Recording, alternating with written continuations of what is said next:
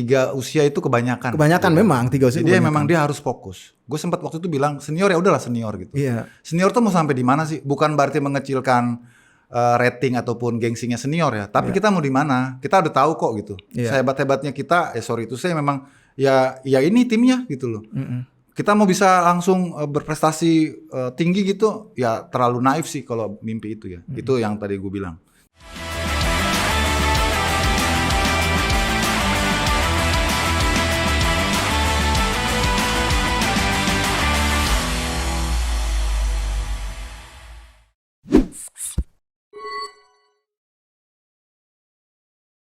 Halo Scorer, jumpa lagi dalam konten Lirik Sepak Bola Indonesia bersama gue lagi, Ray Satnan dan juga Bang Yuke. Halo Is. Bang, kita dapat kabar gembira kan gitu. Akhirnya setelah 15 tahun terakhir 2007 timnas kita lolos lagi ke Piala Asia 2023 gitu. Nah, melihat performa di fase kualifikasi kemarin nih, menurut Bang Yuke gimana sebenarnya performa dari timnas kita?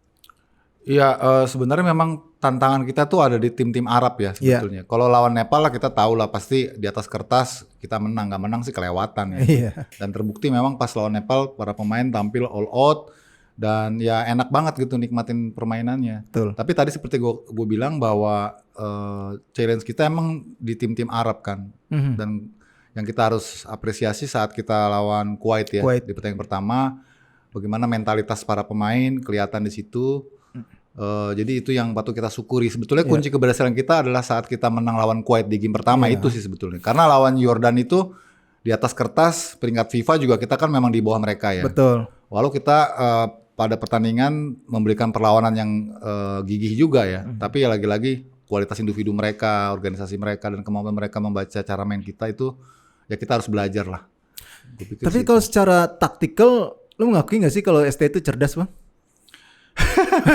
Ya, gue nggak tahu ya lo bayar atau nggak, tapi memang kalau menurut gue sendiri ya oke lah, memang dia punya banyak strategi terutama dalam ya gue nggak tahu ya apakah memang dia sudah punya game plan untuk mengganti pemain ini ketika melawan Kuwait misalnya dia ganti striker dengan cepat gitu waktu di babak kedua Dimas Derajat dan juga Rafli gitu. Nah terus pada saat lawan Yordania beda lagi. Nah lawan Nepal kemarin juga beda lagi gitu.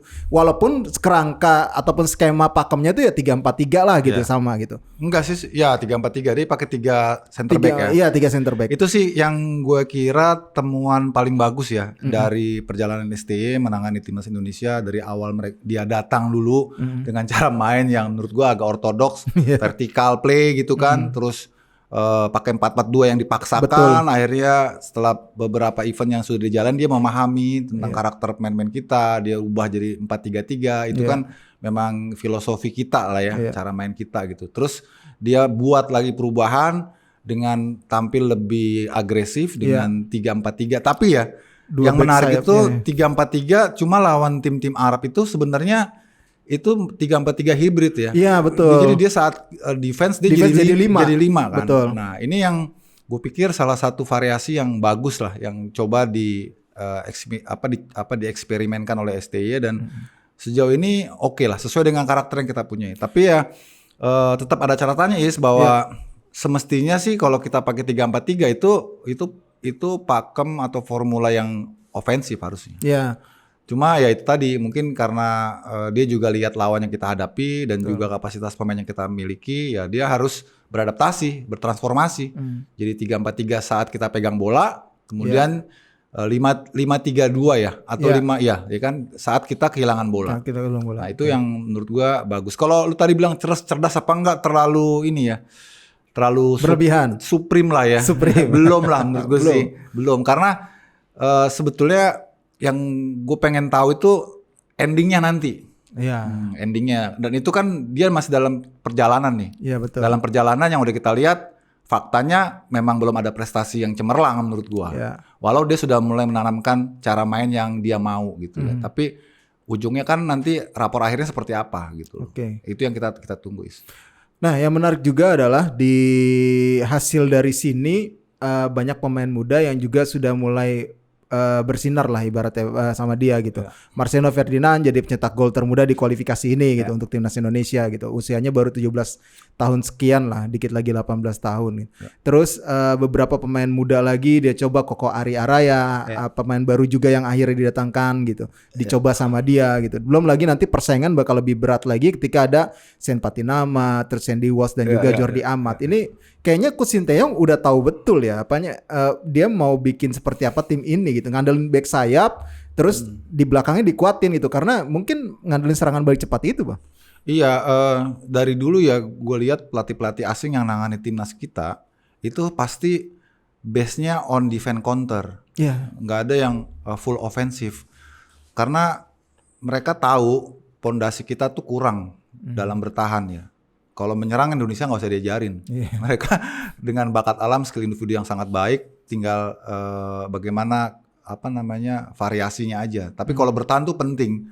Dan itu juga alasannya kenapa Sintayong kemudian mendatangkan pemain-pemain naturalisasi yang semua posisinya defender. Nah, itu dia. Jadi itu semakin jelas bahwa yang ingin dibenahi, diperkuat oleh ST ini bagaimana organisasi bertahan yang bagus. Dengan kemarin kalah dari Jordania yang kalah berapa sih kemarin? 0-1 doang. 0-1 kan. Terus kita menang 2-1 kan itu. Betul. Salah satu bukti bagus ya bahwa pertahanan kita lumayan solid gitu. Iya.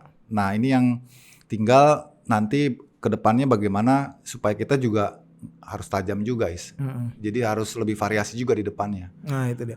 Yang menarik lagi adalah kita adalah tim dengan peringkat paling rendah yang lolos yang lolos dari 24 tim yang ada gitu. Kalau Bang Yuki sendiri melihatnya seperti apa sih persaingan saat ini gitu? Ya, pada akhirnya memang kan ini bukti sahih ya bahwa tim-tim ASEAN yang bisa berbicara di level Asia kan hanya 4 itu kan ya. Yeah. Indonesia, Malaysia, Thailand, Vietnam. Dan kita masuk dalam kelompok itu. Ini kan penasbihan sebetulnya. Level kita emang ada di situ. Ya tinggal gini nih, kalau gue lihat kita itu ada di kelompok tengah di Asia. Jadi yang di atas itu ras kuning, di bawahnya itu Arab, baru kita Indo-Cina lah istilahnya ya. Maksudnya Melayu dan Asia Tenggara kan.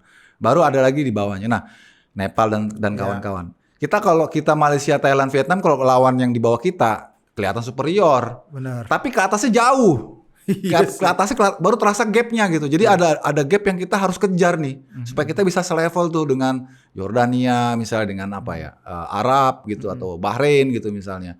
Baru habis itu naik ke atas tuh itu kelompoknya Jepang, Korea. Nah, itu dia. Jadi bayangin tuh undakannya tuh panjang gitu.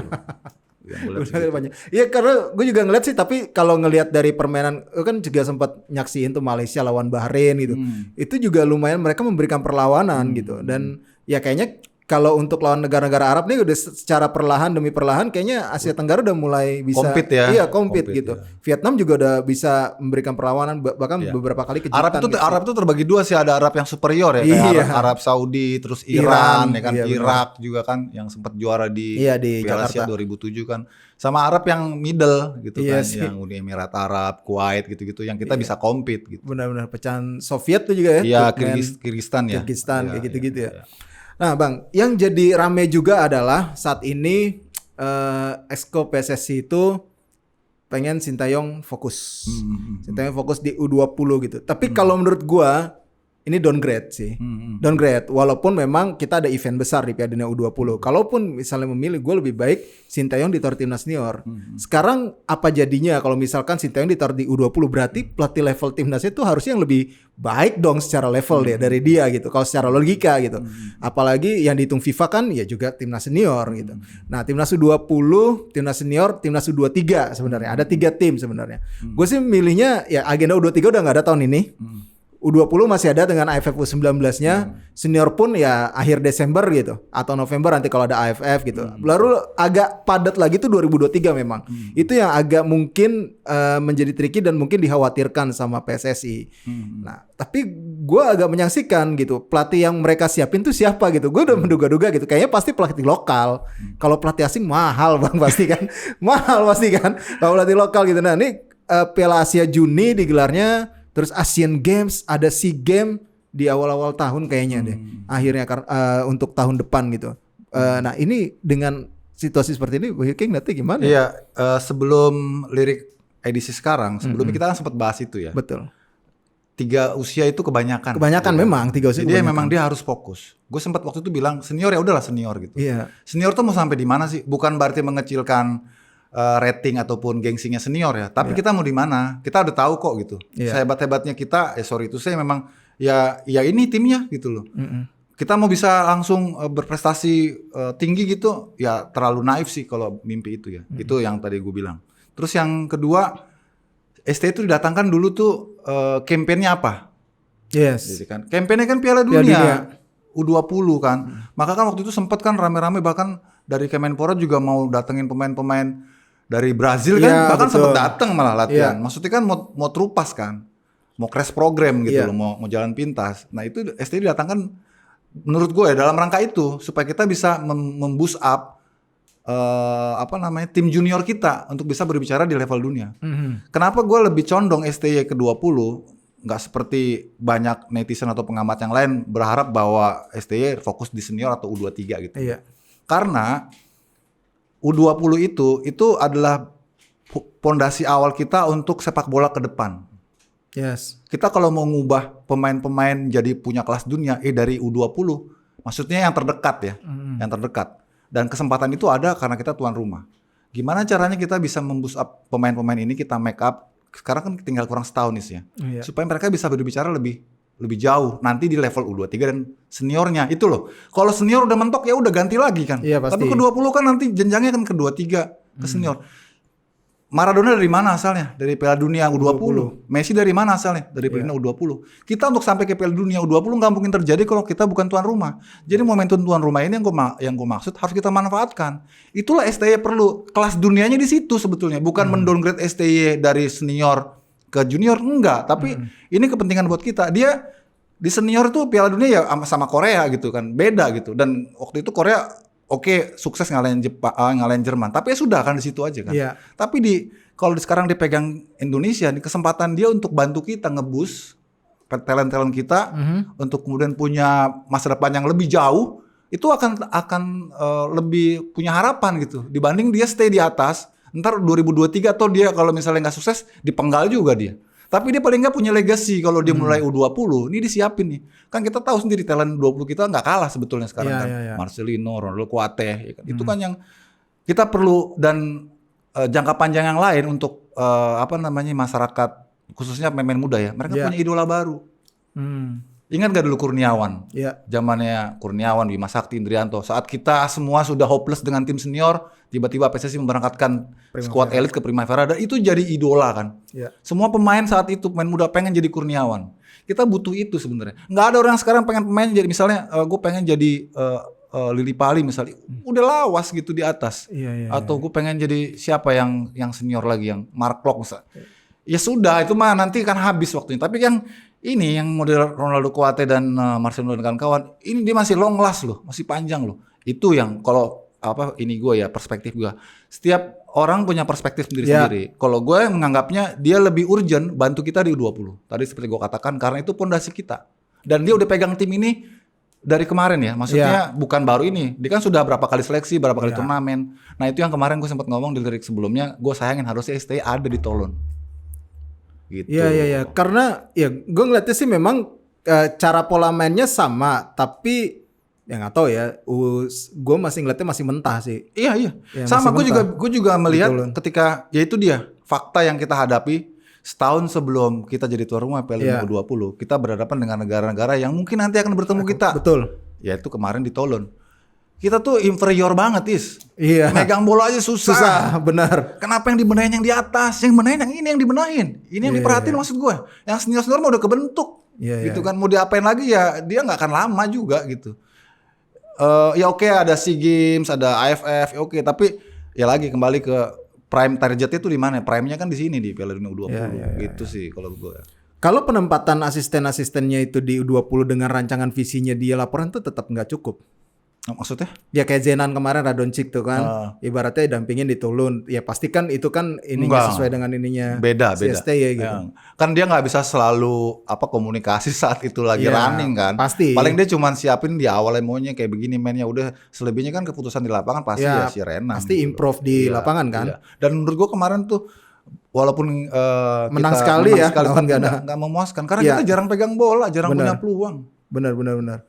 Ya sih, ya itu yang tadi gue bilang masih mentah. Walaupun ya oke lah, Kalau secara yang perlawanan ya gigi lah gitu. Iya, ya inilah tadi makanya gue mungkin anti mainstream ya, tapi gue punya alasan untuk itu. Kenapa kita harusnya STI ada di U20? Walau mungkin PSSI menganggap bahwa itu salah satu cara untuk menyelamatkan muka mereka. Yeah. Tapi itu Gue sih ngeliatnya lebih kepada kepanikannya mereka sih setelah kemarin gagal total. iya. Karena mereka juga mungkin udah punya udah punya parameter ya. Kan kemarin udah dicoba AFF, SEA Games udah dicoba. Itu kan levelnya udah senior. Kalau U23 kan itu Ya udah senior lah, ya udah kan? senior hitungannya. Oh ya sudah, artinya mungkin PSSI udah menakar ya. Paling lu jauhnya semana sih gitu kan. Tapi U20 ini jangan sampai kita di negeri sendiri di event Piala Dunia kita jadi bulan-bulanan gitu loh. Ya, Jangan sampai kayak Kuwait di kualifikasi lah. Iya sih Bang. Nah Bang, lanjut ke yang kan kita ibaratnya pengen adalah tahapan untuk menuju juara nih. Para pemain muda yang dilakukan STI gua apresiasi lah, sudah di jalan yang benar ya. Potong generasi di timnas senior gitu. Ini bukti salah satu program jangka panjangnya dia. Bahkan dia juga terang-terangan menyatakan hal itu, sengaja melakukan hal itu gitu. Nah, walaupun ada pemain naturalisasi juga ya bagian dari booster gitu. Tapi kita juga ya Liga Top Skor terutama Bang ya. Akhirnya ada satu pemain lagi yang mencuat yang mencuri perhatian di Piala Presiden. Walaupun ini masih awal ya, kita ya nggak ingin terlalu meninggi-ninggikan juga gitu karena masih awal. Ada pemain Zanadin Faris gitu. Bang Yuke pasti tahu betul gimana sih sebenarnya seorang Zanadin Faris ini yang mampu membuka lagi mata kita bahwa ada satu bakat muda lagi yang potensial gitu di untuk timnas kita. Ya kebetulan pas di hari pembukaan tuh gue pas jadi komentator ya, jadi gue sangat attach sama dia, sama Altaf juga. Altaf juga termasuk yang dipromosikan juga. Ini dua anak yang memang alumni Liga Top Skor dan dua-duanya juga keluar negeri juga dari Top Skor. Ya, Altaf tuh ke Swedia, Faris tuh sempat awalnya ke Singapura. Jadi gue tahu persis dari usia 12 tahun gue ngikutin mereka gitu ya. Ini kan tadi kembali ke menyambung dari apa yang tadi gue katakan, kenapa gue lebih fokus supaya pemain-pemain muda U20 ini lebih diprioritaskan. Karena gue punya pengalaman empiris dengan itu. Karena memproses mereka menjadi pemain yang siap gitu ya, itu nggak sebentar. Dari usia 12 tahun sampai sekarang mereka sampai 18 tahun kan 5-6 tahun. Ya kan sekitar segitu ya. Jadi itu bukti bahwa hasil kompetisi itu nggak bohong. Faris sama Altaf itu berkompetisi dari Liga Top Skor dari usia 12 tahun, 13, 14. Dia ikut terus. Sampai kita menafikan, gue potong dulu sorry. Apa kita menafikan peran dari pelatih dan SSB-nya sih? Iya. Pasti ya. Gini, kalau SSB itu kayak orang sekolah, pelatih itu kayak guru. Jadi kayak kita sekolah, anak kita sekolah, kita bisa tempatkan dia di sekolah mana aja. Tapi dia harus berkompetisi. Berkompetisi ya, itu dia. Dia harus ikut ujian. Itu yang juga kita nggak boleh nafikan peran dari operator. Jadi semuanya saling membutuhkan lah istilahnya. Jadi, nah itu yang sudah dijalani oleh mereka dan mereka pantas. Jadi gue tahu prosesnya, gue yakin bahwa anak ini bisa sesuatu. Memang sempat viral kan, sempat kemampuan dia dribbling. Ya walaupun gue juga sepakat jangan terlalu dibesar-besarin. Dia nih kadang-kadang nih jadi racun juga ya.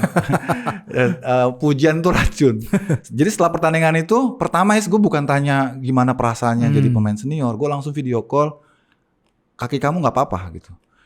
Karena gue lihat saat pertandingan itu gue nyer-nyeran juga. Soalnya 4 kartu kuningnya PSS Sleman itu 4-4-nya karena ngajar si Faris, ngajar si Zanadin Faris. 4-4-nya gitu loh. Betapa ini kan kalau anak muda ini nggak diprotek gitu ya. Kan ngaco juga pemain-pemain kita nih. Dia mungkin ngerasa kesel ya, nih anak bau kencur kalau ngomongin gue gitu kan nih. Tapi itulah habitnya kita. Jadi gimana Is? Nggak apa-apa om, sehat-sehat aja dikasih lihat gitu kan. Hati-hati sih, maksudnya kamu mesti lebih pinter. Ini kamu udah masuk ke level pertarungan yang bebas lah ya. Karena kalau di situ walaupun dia junior nggak ada cerita, lu masuk ke level senior walau usia muda diperlakukan sama. Benar. Jadi dia harus siap, harus cerdas. Dan yang gue bangga itu dia tenang gitu loh. Iya. Dia tenang, terus dia menikmati debutnya gitu. Altaf juga sempat ada peluang, itu juga permainan segitiga antara senior dengan junior ya. Jadi si Janadin Faris nih umpan ke Samsul kasih bola terupas, Altaf masuk. Iya. Nah ini kan kelihatan ya bahwa anak seusia itu 18 dan 19 ya. Karena kalau Altaf tuh 19. Itu mereka bisa ngeblend kok kalau dikasih kesempatan sama yang senior. Dan seniornya mau ngemong gitu. Iya. Ini juga momentum pelatih-pelatih, gue apresiasi sama Jackson, dia berani mempromosikan pemain muda. Iya. Gue juga apresiasi Madura, dia berani mempromosikan Ronaldo Kuate. Benar. Gue apresiasi Aji Santoso, dia mempromosikan Marcelino. Gue perlu pelatih-pelatih yang kayak gini, yang berpihak sama pemain muda. Karena nanti kita butuh itu gitu loh. Iya benar. Gue sering bilang gini, kita itu akan jadi masa lalu. Iya. Mereka itu akan jadi masa depan gitu loh. Benar, jadi benar. kita pikirin masa depan, jangan pikirin yang akan jadi masa lalu. Iya benar Gitu, benar benar. Kira-kira. Ya masa lalu biarlah masa lalu teman-teman, itu mungkin sampai situ dulu pembahasan sama Bang Yuke gitu, ditutup dengan masa lalu biarlah masa lalu. Semoga apa yang kita omongin bisa menjadi sebuah ambil yang baik-baiknya lah, buang yang buruk-buruknya gitu. Jadi aja perspektif sih. lah Jadi ya. perspektif, ini kan perspektif kita berdua. Kalian juga kalau misalnya punya pendapat juga boleh sampein di kolom komen gitu. Oke deh, sekian dulu lirik sepak bola Indonesia kali ini. Sampai jumpa lagi di konten-konten lirik selanjutnya. Gua Reza Adnan dan juga Bang Yuke serta seluruh tim yang bertugas mengucapkan terima kasih dan sampai jumpa lagi.